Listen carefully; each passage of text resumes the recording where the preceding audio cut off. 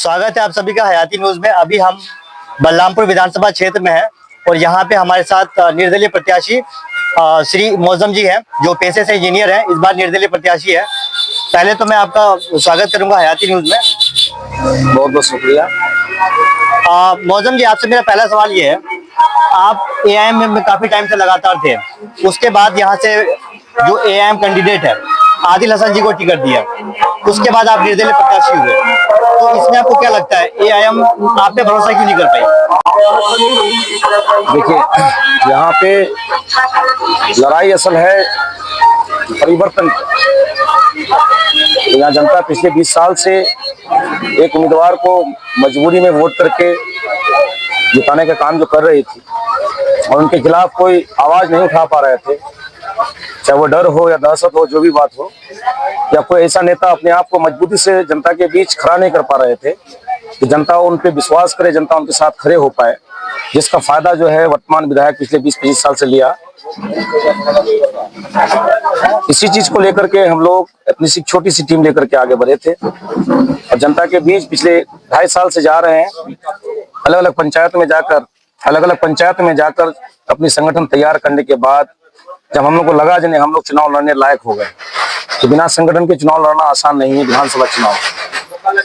ऐसी स्थिति में जनता के बीच से ये बात आई कि हम लोगों को किसी बैनर तले जाना चाहिए और एमआईएम की तरफ से पहले से ही मुझे आदिल हसन की तरफ से हरी सिग्नल था, जब आप अगर आते हैं तो आपका स्वागत है, आपको लड़ाया जाएगा।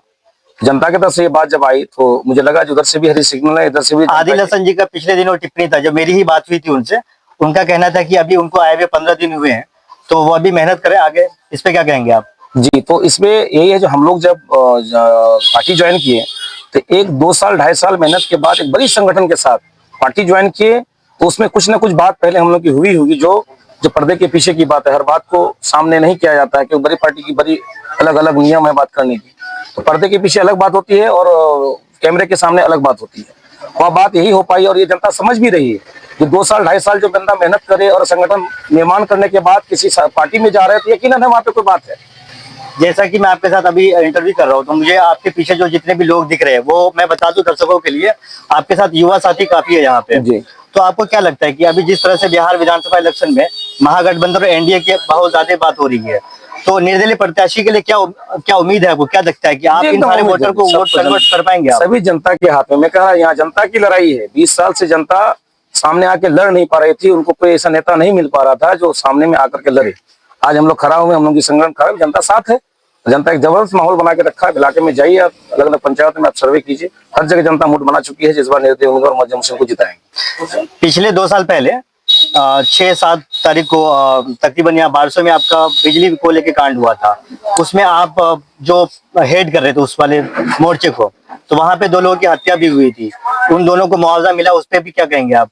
उसके बाद मैं उसको सवाल को आपके लिए बेहतर फ्रेम कर देता हूँ कि जो उस समय में जो हत्याकांड हुआ, उसके बाद देखा गया कि यहाँ पे बिजली का असर बहुत ज्यादा गिरा उसके बाद, तो आपको क्या लगता है कि आप इस पे क्या बेहतर कर पाएंगे? लड़ाई तो वहीं से शुरू हुई है ना, क्योंकि हम पहले उसी संगठन में थे, विधायक महुआ आलम की पार्टी में थे, सीपीआईएमएल में ही थे, उनके बहुत करीबी थे।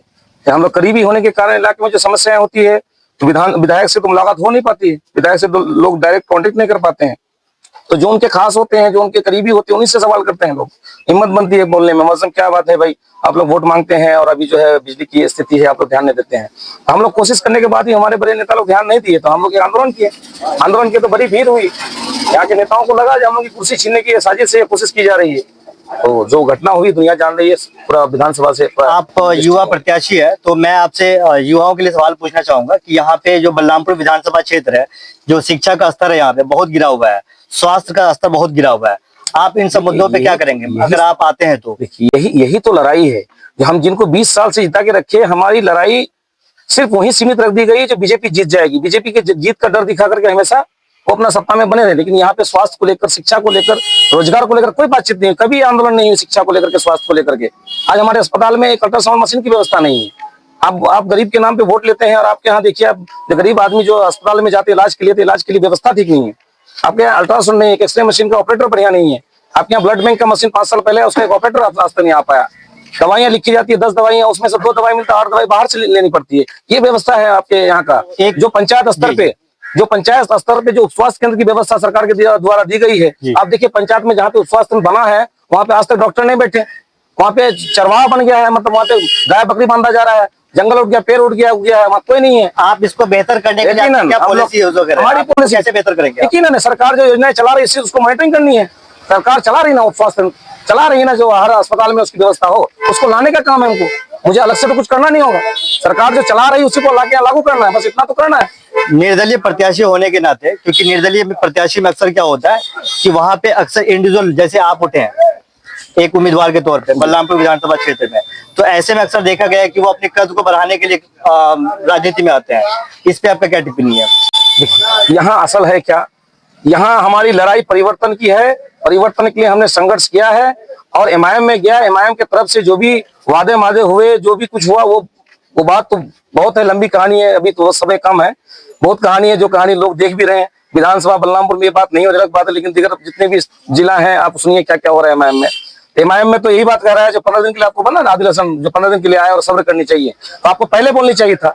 आपने एक बड़ा संगठन का उपयोग करना चाहा, एक बड़ा संगठन को आप गुमराह करना चाहा, आप ये बात पहले क्यों नहीं बताया? आप खुद आकर के यहाँ अपने प्रोग्राम में आपने कहा जो मैं एमएलए या विधायक बनने नहीं आया हूँ, मैं यहाँ पे विधायक बनाने आया हूँ। आपके बगल में हम बैठे हुए हैं, आप हम इशारा से लोगों को बोल भी रहे हैं, हमारे नाम पे भीड़ जुटा रहे हैं, सब कुछ आप करें, जनता को समझ में आ आप गई। निर्दलीय प्रत्याशी है, अगर जनता आपको चुनती है, अगर आप निकलते हैं तो क्या आप किसी पार्टी को ज्वाइन करेंगे? यकीनन किस पार्टी की तरफ जाना चाहेंगे आप? पार्टी के तरफ के जनता से हम फिर मशवरा करें, जनता की तरफ से सब कुछ हम करें। क्या आप दोबारा एआईएम नहीं ज्वाइन कर सकते हैं? देखिए अभी जनता जो कही हम वो करेंगे। जनता, हम जीतने के बाद जनता के साथ फिर एक बार मशवरा करेंगे, बैठेंगे, हम जाएंगे गाँव एक बार घूमने के लिए, वहां से जो भी बात आएगी उसी बात के अनुसार हम लोग पार्टी ज्वाइन करेंगे। मैं आपसे 2-4 सवाल और दो सवाल और ले लेता हूँ।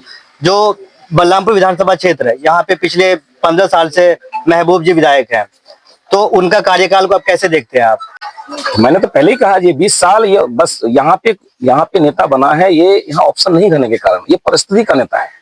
यहाँ पे कोई मुद्दे की बात है ही नहीं, सिर्फ जीतना है, 4 साल सिर्फ आराम करना है, 5वें साल में आकर के फिर दोस्त यार को ढूंढना है, इलेक्शन आ रहा है। क्योंकि अभी मैं इस तरफ यहाँ पे मुद्दे की बात यह है, जो एक विधायक का जो काम है, जो सरकारी जितनी भी लाभकारी जो भी योजनाएं चल रही है उसका मॉनिटरिंग करना, चाहे वो राशन कार्ड फ्री में बन रहा है कि नहीं बन रहा उस पर ध्यान देना है, वृद्धा पेंशन बन रहा है कि नहीं बन रहा उस पर ध्यान देना है, विकलांग का आज सर्टिफिकेट बनने के लिए लोगों को कटिहार जाना पड़ रहा है, कटिया यहाँ पे 1200 में क्यों नहीं हो रहा है? 1200 में महीने में 6 महीने में एक बार होता है, वो लोगों को पता नहीं हो पाती, जाने पाते, लोग घर में नहीं रह पाते, तो आज भी इस तरह से विकलांग का सर्टिफिकेट नहीं बन रहा है। ये चीजें सब छोटी छोटी चीज जो समस्या हम लोग इलाके गरीब इलाका है, जो बहुत कम पढ़े लिखे लोग हैं, गरीब इतने जानकार नहीं है, तो उनको यहाँ पे सारी व्यवस्थाएं करनी, ये चीज पे ध्यान रखना हम लोगों को। कर्मचारी लूट रहा है, एक मोटिवेशन के नाम पे लाखों लाख की लूट हो रही है, उस पर मॉनिटरिंग करनी चाहिए, अस्पताल में मॉनिटरिंग करनी चाहिए, ये सब असल काम है और जनता के साथ खड़ा रहना असल काम है। बलरामपुर विधानसभा क्षेत्र एक कृषि प्रधान देश है, जो सीमांचल का जो एरिया है, तो यहाँ पे बाढ़ की समस्या बहुत ज्यादा आती है, तो इस पे कंट्रोल करने के लिए सरकार के पास कोई ऐसी पॉलिसीज नहीं है।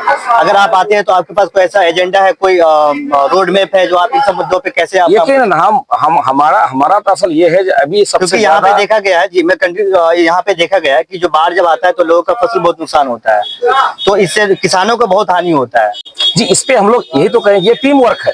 जब आप किसी सत्ता में आप जाके जुड़ेंगे, किसी सरकार में जाके जुड़ेंगे, टीम वर्क है, वहाँ पे बैठ के बात होगी और यकीनन ये समस्या हमारे यहाँ की है, इस समस्या को उठाएंगे, इसका समाधान का जो अच्छा होगा वो करेंगे, सब लोग मिलकर के इनके साथ रहेंगे। मैं आपसे एक आखिरी सवाल ले लेता हूँ, आप अपने मैनिफेस्टो में क्या रखे हैं? सबसे 3 ऐसा काम जो आप करना चाहेंगे बलरामपुर विधानसभा क्षेत्र में, आपको क्या लगता है? हमारा सबसे मैनिफेस्टो ये है, जो बिजली आंदोलन से हम लोगों ने लड़ाई शुरू की है, तो सबसे पहला काम हमारा है यहाँ की बिजली व्यवस्था को दुरुस्त करना, 20 से 22 घंटा बिजली दिलाना और मेंटेनेंस कम टाइम में रिपेयर कराना। ये ट्रांसफार्मर जल जाए तो 10 दिन इंतजार ना करना पड़े, अगर वहां पे पता चल गया है ट्रांसफार्मर जल गया है तो उसे 24 घंटा के अंदर बदल दें आप। ये पहला काम हमारा। दूसरा हमारा काम है, जो कार्यालयों में जनता के साथ जो अपमानित किया जाता है, जो सम्मान नहीं देता है, बढ़िया से बात नहीं करता है और बिना घूस के एक छोटा सा काम नहीं होता है। बिल्कुल, मैं इसको फ्रेम कर देता हूँ, ब्लॉक लेवल पे बहुत ज्यादा करप्शन होता है। इस पे खास करके जो बिहार विधानसभा क्षेत्र में देखा गया है, जितने भी विधानसभा, सारे विधानसभा क्षेत्र की बात कर रहा हूँ, मैं पूरे बिहार की बात कर रहा हूँ, बिहार में करप्शन बहुत ज्यादा है। अगर ब्लॉक में कोई भी काम के लिए जाता है, जितने भी जनता जाते हैं, तो उनको पता होगा कि वहाँ पे छोटा से छोटा काम के लिए आपको पैसे देना पड़ता है, जो वो काम फ्री में आप हो सकता है। जी, सरकार वो चीज आपको यही कराना है, जो आपका जो भी काम है वो फ्री ऑफ कॉस्ट हो, फ्री ऑफ कॉस्ट हो। जो मनमानी कर रहे हैं, जो वो मनमानी नहीं होनी चाहिए, वो मनमानी नहीं होगी। मालिक मैं रहूंगा, यकीनन है मनमानी नहीं होगी। मैं आपको इतना सिंपल सा उदाहरण देता हूँ कि मैं अगर इमादपुर पंचायत का मुखिया हूँ और मैं वहां पे अगर हेड हूँ, तो मेरे अंडर में जो 9 कर्मी काम कर रहा है, सचिव से लेके आपका एक विकास मित्र तक, तो वो मेरे अंडर में, संवैधानिक अधिकार दिया गया जो मेरे अंडर में, मेरे कलम से सब कुछ होगा उसका, यकीनन मेरे कलम के नीचे होना चाहिए। हम जो चाहेंगे वो करेगा, वो कर रहा है मेरे पंचायत में, मेरा अधिकार बढ़ेगा, पावर बढ़ेगा, तो यकीनन भारत में जो पदाधिकारी मेरे कलम के नीचे हो गए, वो मेरी बात सुनेंगे जी। और जनता को जो समस्या है उसका समाधान वो करेंगे, नहीं करेंगे उसके खिलाफ हम रहेंगे। मैं आपसे एक आखिरी सवाल कर लेता हूँ, आपका समय बहुत कीमती है।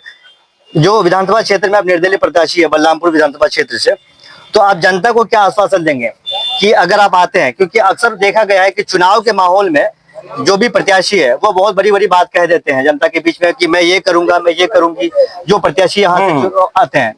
आप अपने जनता के बीच में कौन सी बात रखें कि आप मुझे चुने और मैं इन सब चीजों को आपके लिए करूंगा? देखिए, हम जनता से यही अपील करना चाहेंगे कि सबसे पहली बात यह है कि हम आपके बीच हैं, हम आपके बीच हैं, आपके सुख दुख में हम खड़ा है, और उसके साथ साथ आपकी जो परेशानी कार्यालय में है उन समस्याओं को दुरुस्त करवाएंगे, ठीक करवाएंगे, आपके अस्पताल की व्यवस्था ठीक कराएंगे, आपके जो शिक्षा व्यवस्था है उसको ठीक कराएंगे, थाना का जो रवैया है, पुलिस की जो रवैया है उस पर लगाम लगाएंगे। उसके साथ साथ यहाँ पे जो चीजों की मांग है लोगों का वर्षों से, जो कनेक्टिविटी में बहुत जगह ब्रिज नहीं है उसको करवाएंगे, और यहाँ पे एक महिला कॉलेज, एक डिग्री कॉलेज आज तक नहीं दे पाया, उसको करवाएंगे। ये सारा काम है। उसके साथ साथ एक मैनिफेस्टो मेरा बना हुआ है, उसमें लगभग 20-25 चीजें हैं जिसपे मुझे लगता है मैं काम करूंगा, उतना हिम्मत है, उसको लिख रहा हूँ। चलिए, इंजीनियर मौजूद हमारे साथ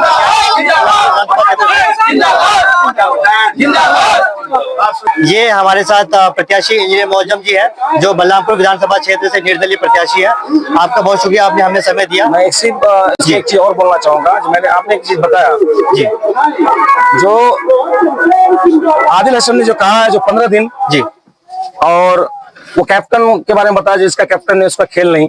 मैं सिर्फ इतना आपके चैनल के माध्यम से बताना चाहूंगा, जो कैप्टन सिर्फ खाली अच्छा होने से नहीं होता, उसमें 11 प्लेयर में 10 प्लेयर भी अच्छा होना चाहिए खेल के लिए। सिर्फ कैप्टन को दिखा करके आप खेल करना अगर चाह रहे हैं तो ये सरासर गलत है। आप जिसके तरफ से भी खेल रहे हैं उसको बेवकूफ बना रहे हैं। आपके 11 प्लेयर ठीक होने चाहिए।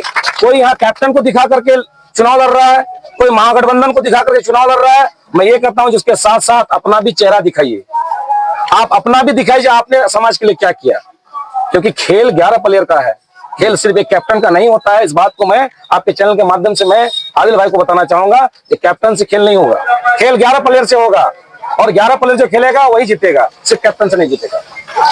पत्रकार होने के नाते ये मेरा दायित्व बनता है कि जो लोग सामाजिक जो मुद्दे हैं जो बिहार विधानसभा क्षेत्र में, क्योंकि यहाँ देखा गया बिहार विधानसभा क्षेत्र में धर्म की राजनीति बहुत ज्यादा हावी हो रही है। जो एक्चुअल मुद्दे हैं, स्वास्थ्य, शिक्षा, जो रोजगार है, पलायन का मुद्दा है, जो ये सीमांचल एरिया है, बाढ़ पीड़ित एरिया है, इन सब मुद्दों पे प्रत्याशी कम बात करते हैं। और मैं इसलिए इंजीनियर मौजम साहब से इन सब सवालों को रखा। मेरी कोशिश होगी आने वाले समय में बाकी जो और प्रत्याशी है मैं उनसे भी बात करूं। इंजीनियर मौजम जी, आपका बहुत बहुत धन्यवाद।